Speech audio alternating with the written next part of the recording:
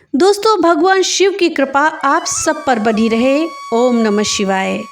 दोस्तों, क्या आप जानते हैं कि शिवलिंग पर प्रतिदिन जल अर्पित करने से जीवन में कैसी अद्भुत परिवर्तन शक्तियां सक्रिय होती हैं? क्या आपने कभी अनुभव किया है कि ये सरल सा कार्य जो मात्र एक लोटे जल से होता है, कैसे हमारे भाग्य की धारा को मोड़ सकता है? हो सकता है आप भी रोज सुबह भगवान शिव को जल चढ़ाते हों, पर क्या आपने कभी उस क्षण की ऊर्जा को गहराई से महसूस किया है? कल्पना कीजिए, एक साधारण व्यक्ति जिसकी जीवन की नैया तूफानों में डगमगा रही हो, लेकिन जब वो श्रद्धा से भरे मन से शिवलिंग पर जल अर्पित करता है तो साक्षात शिव कृपा की वर्षा उसकी ओर बहने लगती है। ये कोई तांत्रिक क्रिया नहीं है, बल्कि आत्मा का सच्चा समर्पण है। शिवलिंग ये कोई सामान्य पत्थर नहीं है, बल्कि संपूर्ण ब्रह्मांड की ऊर्जा, करुणा और प्रेम का साक्षात रूप है। यही तो हमारे जीवन की हर समस्या का समाधान है। शास्त्रों में स्पष्ट रूप से कहा गया है, जो भक्त सच्चे हृदय से शिवलिंग पर जल चढ़ाता है, उसके पाप गलने लगते हैं, कष्ट मिट जाते हैं और जीवन में शांति की धारा बहने लगती है। लेकिन क्या ये केवल जल चढ़ाने की ही बात है, या इसके पीछे कोई गूढ़ रहस्य छिपा है? तो दोस्तों, आज इस वीडियो में हम इसी विषय में जानेंगे कि शिवलिंग पर एक लोटा जल चढ़ाने से क्या होता है। इस जानकारी के लिए वीडियो में हमारे साथ अंत तक बने रहिएगा, जिससे कि आपको सही और सटीक जानकारी प्राप्त हो पाए। नमस्कार दोस्तों, राधे राधे। आपके हमारे चैनल ज्ञान शास्त्र में आप सभी का स्वागत है। इस विषय में आज हम आपको दो कहानियां सुनाएंगे। ये कहानियां एक साधारण से मनुष्य की हैं, जिनकी आस्था ने असाधारण चमत्कारों को जन्म दिया। जब दुनिया उन्हें छोड़ चुकी थी, लोगों ने उनका उपहास उड़ाया, तब शिव जी के चरणों में उनकी भक्ति ने उन्हें आश्रय दिया। ये केवल एक कहानी नहीं है, बल्कि आपके और हमारे जैसे हर उस इंसान की यात्रा है जो सच्चे मन से भोलेनाथ को पुकारता है। बहुत समय पहले की बात है। मध्य भारत के एक छोटे से गांव शिवपुर में एक गरीब लेकिन श्रद्धालु युवक नीलकंठ रहता था। उसका जीवन बहुत ही साधारण था। हर सुबह उठकर नदी से एक लोटा जल भरता और पास के प्राचीन शिव मंदिर में जाकर शिवलिंग पर चढ़ाता। जो भी देखता उसका मजाक उड़ाता। एक लोटा जल से क्या मिलेगा रे नीला, भगवान को लड्डू पेड़ा चढ़ाओ तब कुछ होगा। ऐसी ही बातें गांव के आसपास के लोग कहते, पर नीलकंठ को किसी की भी परवाह नहीं थी। वो सिर्फ एक बात कहता, भक्ति में नाप नहीं, भाव देखे जाते हैं। मंदिर जहां वो जल चढ़ाता था वो बहुत ही पुराना और सुनसान था। कहते हैं कि उस मंदिर में कोई सिद्ध पुरुष कई सौ वर्षों पहले तपस्या करते हुए लीन हो गए थे। गांव वाले डरते थे उस मंदिर से। वो कहते थे, वहां रात को रोशनी दिखती है, कभी कोई चीख सुनाई देती है, और बातें किया करते थे। पर नीलकंठ रोजाना जाता, चाहे बारिश हो या तूफान या फिर धूप, उसकी यही क्रिया रहती। वो रोज सुबह मंदिर में एक लोटा जल जरूर चढ़ाता था। एक रात की बात है, जब भयंकर तूफान आया, पूरा गांव कांप गया, पेड़ उखड़ गए, बिजली कड़कने लगी। उसी रात नीलकंठ मंदिर की ओर बढ़ा। उसके हाथ में बस वही एक लोटा जल था। जैसे ही उसने जल चढ़ाया, शिवलिंग से रोशनी फूटी।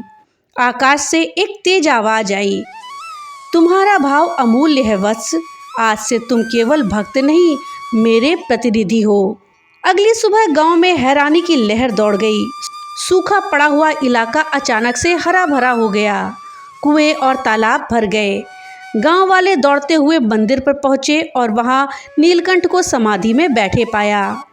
कुछ वर्षों के बाद पास के राज्य का एक लालची राजा विराट सिंह वहां आया। उसने सुना कि मंदिर में कोई रहस्य छिपा है और वहां सोने की ज्योति निकलती है। उसने सैनिक भेजे और मंदिर को तोड़ने का आदेश दे दिया। पर जैसे ही सैनिकों ने शिवलिंग को छूने की कोशिश की, नागों का झुंड प्रकट हो गया और मंदिर के द्वार पर स्वयं नीलकंठ प्रकट हुए। अब उसका चेहरा दिव्य हो चुका था, आंखें जैसे तेज से भर गई थी। विराट सिंह ने तीर चलाया, लेकिन तीर हवा में जलकर राख हो गया। नीलकंठ ने सबको बुलाया और कहा, ये कोई साधारण मंदिर नहीं है, ये स्वयं कैलाश का द्वार है और जो सच्चे भाव से यहाँ एक लोटा जल चढ़ाएगा उसका मन शुद्ध होगा, पाप नष्ट हो जाएंगे और वो अपने जीवन की सच्ची राह पर चल पड़ेगा। गांव वालों ने रोते रोते क्षमा मांगी। अंत में राजा भी चरणों पर गिर गया। दोस्तों, उस समय महादेव स्वयं प्रकट हुए और उन्होंने कहा, जिसने एक लोटा जल के महत्व को समझ लिया उसने समस्त वेदों का ज्ञान जान लिया। नीलकंठ को लोगों ने जीवित संत मान लिया, पर वो शिव की आज्ञा से हिमालय पर चला गया और तप करने लगा और आने वाले युग के लिए धर्म का बीज बोने लगा। दोस्तों, क्या आपने कभी शिव जी को जल चढ़ाया है? अगर चढ़ाया है तो कमेंट बॉक्स में ओम नमः शिवाय जरूर लिखिए। वीडियो में आगे बढ़ने से पहले आपसे एक छोटी सी रिक्वेस्ट है कि अगर अभी तक आपने वीडियो को लाइक नहीं किया है तो कृपया वीडियो को लाइक कर दें और ज़्यादा से ज़्यादा शेयर करें, जिससे कि ये जानकारी अधिकतर लोगों तक पहुंच पाए। और हाँ, अगर चैनल पे पहली बार आए हैं तो कृपया चैनल को सब्सक्राइब कर दें और बेल आइकन दबाना ना भूलें, जिससे कि मेरी वीडियो सबसे पहले आप तक पहुंच सके। तो चलिए वीडियो में आगे बढ़ते हैं। दोस्तों, अब आइए इसी विषय में एक और कहानी सुनते हैं। भारत के एक गांव महेशपुर में रहने वाला एक 17 वर्ष का बालक था, जिसका नाम था जगिया। अपनी बीमार बहन गायत्री और बूढ़ी माँ के साथ रहता था। रोज सुबह उठकर वो नदी से जल लाता और पास के पुराने शिव मंदिर में एक लोटा जल चढ़ाता। लोग उसका मजाक उड़ाते और कहते, अरे जल से भगवान खुश होते हैं क्या? लेकिन पुजारी बाबा कहते, शिव भाव के भूखे हैं, बेटा तुम ये करते रहो, तुम्हें फल अवश्य मिलेगा। एक दिन गायत्री की हालत और बिगड़ जाती है। डॉक्टर पैसे मांगते हैं, लेकिन घर में कुछ नहीं होता। जगिया फिर भी जल चढ़ाने से नहीं रुकता और वो मंदिर में रोज जल चढ़ाता रहता है। गांव में एक बार एक तांत्रिक आता है, बालेश्वर, जो कहता है कि मंदिर में अद्भुत शक्ति है और उसे कब्जे में वो लेना चाहता है। उस गांव का जमींदार विक्रम सिंह उसकी मदद करता है, जिससे कि वो गांव वालों को डराकर मंदिर की जमीन को हथिया सके। उधर जगिया को सपने में एक बार एक शिवलिंग दिखाई देता है, जो रक्त के आंसू रो रहा होता है। शिव जी की आवाज़ आती है, वत्स, परीक्षा की घड़ी निकट है। एक दिन जब जगिया शिव को जल चढ़ा रहा होता है तो अचानक से मंदिर का दिया बिना तेल के जल उठता है। पुजारी जी इसे देख करके चकित रह जाते हैं। जगिया को पहली बार एहसास होता है कि महादेव उसकी सुन रहे हैं। उसी रात को गायत्री को एक दिव्य स्वप्न आता है। एक महिला जो कि पार्वती जी का स्वरूप होती है उसे स्पर्श करती है। दूसरे दिन गायत्री जब सुबह उठती है तो उसे पहले से थोड़ा ठीक महसूस होता है। गांव वाले इसे संयोग कहते हैं, लेकिन जगिया जानता है कि ये शिव जी की कृपा है। तांत्रिक बालेश्वर मंदिर में यज्ञ करता है और मंदिर की शक्ति को बांधने की कोशिश करता है। पूरा गांव अजीब घटनाओं से डर जाता है। मवेशी बीमार पड़ जाते हैं और रात को मंदिर से चीखें आने लगती हैं।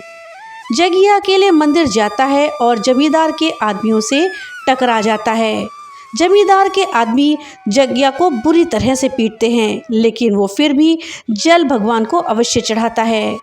जल को चढ़ाते समय जगिया का खून से सना हुआ लोटा शिवलिंग पर टपकने लगता है। शिवलिंग की आंखों से एक चमक निकलती है और तांत्रिक का यज्ञ विफल हो जाता है। पुजारी बाबा नीलकंठ को एक पुराना शस्त्र दिखाते हैं, जिसमें लिखा होता है, जो भी पवित्र भाव से शिव को नियमित रूप से जल चढ़ाता है उसका भाग्य स्वयं ब्रह्मा तक नहीं टाल सकते। ये सुनकर नीलकंठ भावुक हो जाता है और कहता है, अगर मेरी भक्ति सच्ची है तो मेरी बहन बच जाए। बालेश्वर काले तंत्र से मंदिर को जलाना चाहता है। वो आधी रात को जमींदार के साथ उस मंदिर में पहुंचता है। उसी समय जगिया हाथ में जल का लोटा लिए लहूलुहान शरीर के साथ भगवान के सामने होता है और कह रहा होता है, हे भोलेनाथ, ये मेरा अंतिम जल है, मेरी बहन, गांव और इस मंदिर को बचा लीजिए। जैसे ही जगिया का जल शिवलिंग पर गिरता है, जोर की बिजली गिरती है और मंदिर कांपने लगता है और फिर शिव जी प्रकट होते हैं।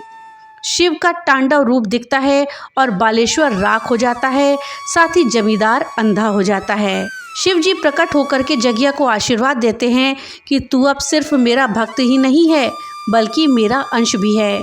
तू जहाँ जाएगा मेरी कृपा तेरे साथ ही रहेगी। ये सुनकर के जगिया बहुत प्रसन्न होता है और खुशी खुशी अपने घर आता है।